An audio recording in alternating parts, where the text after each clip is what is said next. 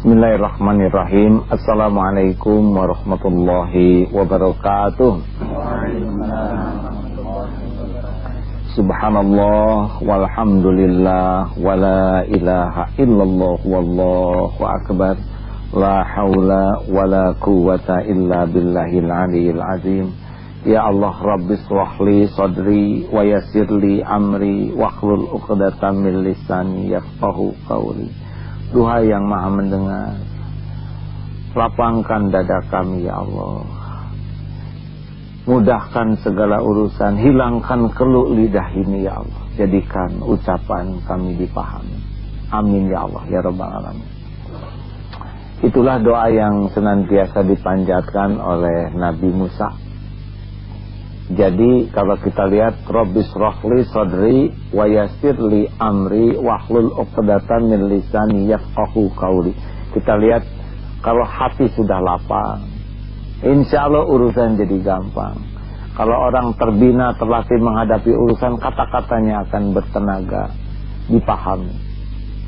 Maka kunci sekali bagaimana menjadi orang yang bisa berbicara dengan penuh hikmah adalah orang yang sangat menjaga kebersihan hati. Kita sudah bahas ada 4 tingkatan. Yang pertama adalah orang yang qaulan karima, kata-katanya penuh kemuliaan. Contohnya Rasulullah tuh bicaranya sedikit tetapi dalam, menggugah, merubah. Satu, selalu membuat orang ingat ke Allah. Karena tidak ada yang lebih penting dalam hidup ini selain Allah. Siapa yang menciptakan kita? Tolong jawab, siapa? Allah. Siapa yang memberi rezeki? Allah. Siapa yang mengurus diri kita? Allah. Kita tinggal di bumi milik siapa? Allah. Yang tahu keinginan kita? Allah. Yang menggenggam apa yang kita butuhkan? Allah. Yang menentukan yang terbaik bagi kita? Allah. Yang punya surga? Allah. Yang melindungi dari neraka? Allah. Jadi adakah yang lebih penting selain Allah? Ada tidak? Tidak ada. Selain Allah itu cuman makhluk, dunia cuman episode sebentar. Maka perkataan kita pun yang terpenting adalah disukai Allah yang maha mendengar, maha memperhatikan, dan Allah lah yang kuasa membuat perkataan ini manfaat. Jadi kalau berceramah seperti ini, jangan menganggap ceramah ini yang bisa membulak-balik hati orang. Jangan membuat, wah ini dengan ceramah saya orang bisa taubat. Tidak. Bulak-baliknya hati itu adalah pekerjaan Allah. Karena setiap hati itu milik Allah, dalam genggaman Allah, dibulak-balik oleh Allah. Sehebat apapun uraian, kalau Allah menutup hati, tidak terbuka. Makanya ucapan ini bukan untuk membuat orang terpana, bukan untuk membuat orang kagum, terpesona. Ucapan ini disukai Allah, titik. Itu kuncinya. Maka tidak usah kita campurkan dengan basa-basi yang tidak ada artinya, yang kesia-siaan, apalagi dengan maksiat. Allah maha mendengar. Apakah Rasul bergurau? Rasul bergurau, tapi guraunya itu tidak pernah melenceng dari kebenaran, tidak ada kesia-siaan. Ya Rasul pernah ditanya tuh, oh, nenek-nenek, gimana ya Rasul di surga ada? Oh, di surga mah nggak ada nenek-nenek. Ini kan benar, di surga semua wanita jadi belia lagi. Suamimu itu yang di matanya ada item-itemnya ya. Memang kita putih semua. Pernah ada yang mau naik, datang, ya silakan naik anak onta. Hah? Naik anak onta? Disangkanya kan anak onta kecil, padahal onta kakek-kakek kan anak onta juga. Memang onta tua anak siapa? Anak unta. Jadi kalau nyebut anak unta bukan berarti unta bayi. Nah, Rasul bergurau, Rasul berbicara, Rasul biasa-biasa. Hanya mesti selalu ada hikmah, selalu ada manfaat, tidak mau sia-sia, apalagi maksiat. Kalau kita latih nanti diri kita bicara, kaitkan dengan Allah. Karena segala yang dikaitkan dengan Allah itu akan menimbulkan ketentraman. Kemudian kalau bicara, jadikan ilmu. Karena tiap kali kita ngobrol, ini kan memakan waktu. Waktu itu kan aset tak ternilai. Bagaimana mungkin kalau kita mati sedang ngobrol, ya kan? Rugi kalau tidak jadi zikir, tidak jadi ilmu. dan hikmah. Karena tiap kejadian itu mengandung pelajaran berharga. Tidak ada kejadian sia-sia, tidak ada kejadian kebetulan, rugi. Ada kejadian dan tidak membuat hikmah bagi kita, rugi sekali. Karena tiap waktu kita harus berubah menjadi lebih baik. Maka obrolan itu pun harus merubah kita menjadi lebih baik. Dan solusi, karena tiap persoalan itu membutuhkan jalan keluar. Nah, kalau ngobrol jadi solusi, manfaat obrolan itu. Enak kan? Berkumpul dengan orang-orang yang menjaga lisannya, untung benar, hati kita jauh lebih bersih. Nah, carilah orang yang kalau bicara membuat kita ingat ke Allah, kalau bicara membuat bertambah ilmu dan wawasan kita, kalau bicara kejadian bisa jadi hikmah, dan kalau bicara kita bisa mendapatkan solusi. Inilah orang yang mendapat keberuntungan besar dari Allah, yaitu orang yang memiliki pembicaraan qaulan karim, kata-kata yang mulia, qaulan sadida, yang juga bertenaga, berbobot, dan itu buah dari kebersihan hatinya, insya Allah.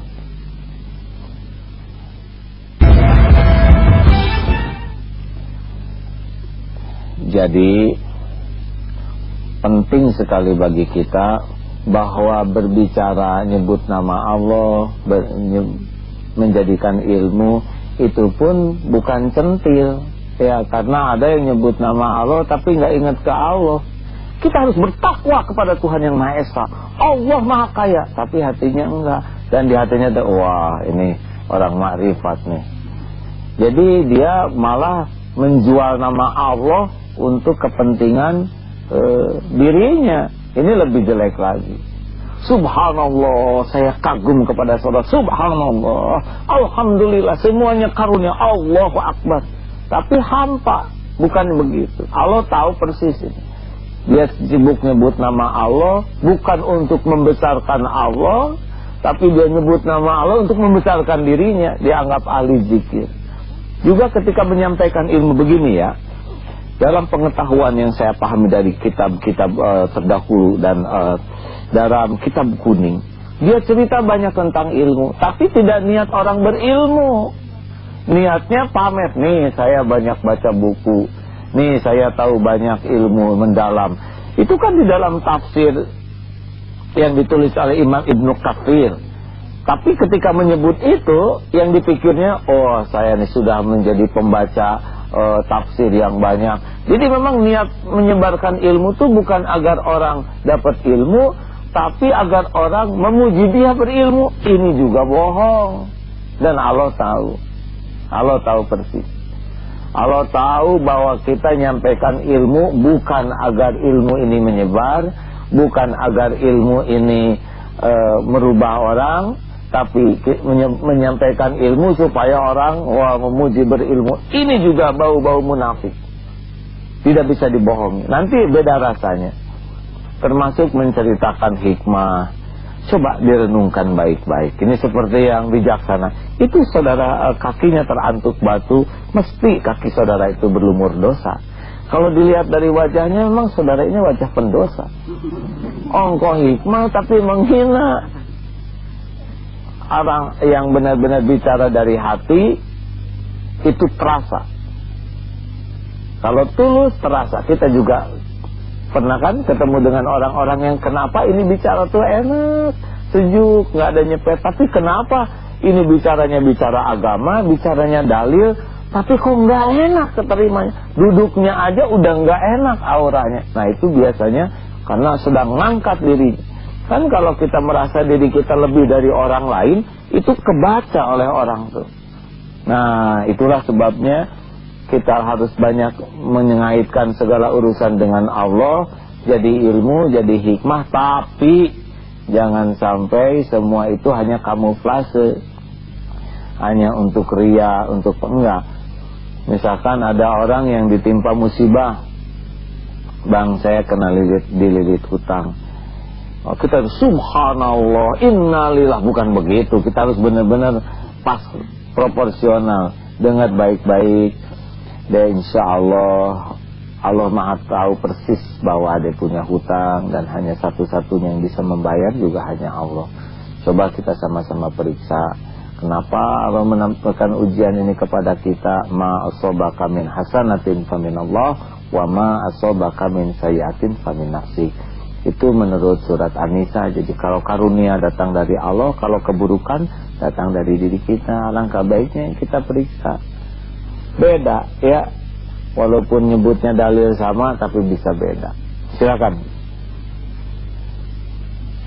Bismillahirrahmanirrahim. Saya punya pertanyaan, dalam menyampaikan kebenaran, kiat-kiat apa yang bisa kita lakukan agar apa yang kita sampaikan ini bisa dilaksanakan oleh keluarga khususnya? Ya, mendakwahi keluarga memang lebih asli, karena kalau berdakwah seperti begini dilihat di TV, orang lihat hanya setengah jam, bisa terpikat hanya karena untaian kata. Tapi keluarga setiap hari melihat, setiap saat mendengar, merasa. Kenapa dakwah di keluarga lebih asli? Karena penilaian anggota keluarga lebih asli menilai kita di antara makhluk.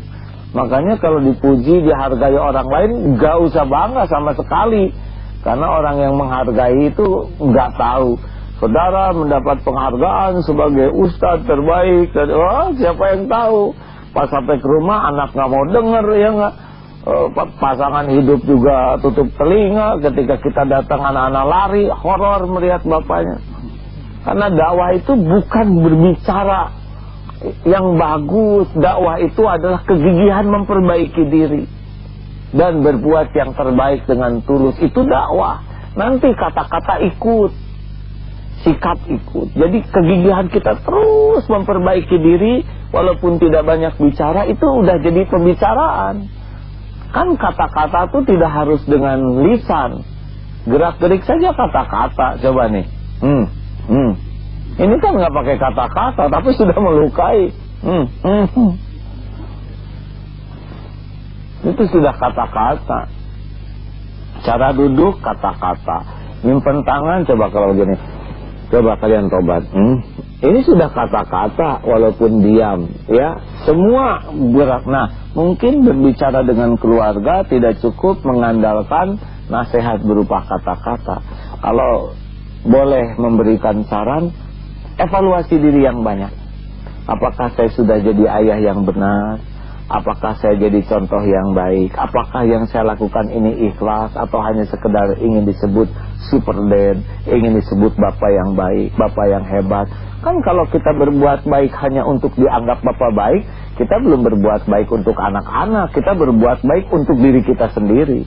Persis seperti kita ke anak yatim nyumbang, ya, diperlihatkan hanya untuk ria. Ada yang diperlihatkan bukan ria. Sebetulnya kita nggak peduli ke anak yatim, tapi kita memanfaatkan anak yatim untuk kepentingan nama kita, pujian untuk kita. Ini kan sebuah kemunafikan. Nah, di rumah juga begitu. Kalau kita jadi seorang suami, seorang ayah, jangan mikirkan penilaian, pujian, penghargaan, imbalan dari keluarga, tapi terus bongkar, tulus enggak nih? Karena hanya ketulusan yang bisa menyentuh hati anak tuh. Enggak kata-kata hebat, tidak harta melimpah, tidak dengan gerak-gerik yang mengagumkan. Ketulusan, lubuk yang ikhlas sekali. Menyayangi itu tulus, berbicara itu tulus, membelai itu tulus. Itu bahasa yang paling bisa dipahami, walaupun terbatas kata-kata, terbatas finansial. Tapi kalau hati tulus, enggak terbatas tembusnya. Insyaallah. A'udzubillahi minasyaitonirrajim. Ma yalfizu min qaulin illa ladaihi raqibun atid. Tiadalah satu ucapan yang diucapkan kecuali ada pengawas, raqibun atid. Jadi ini pembicaraan pasti diawasi, dicatat. Allah lebih tahu lagi isi hati kita.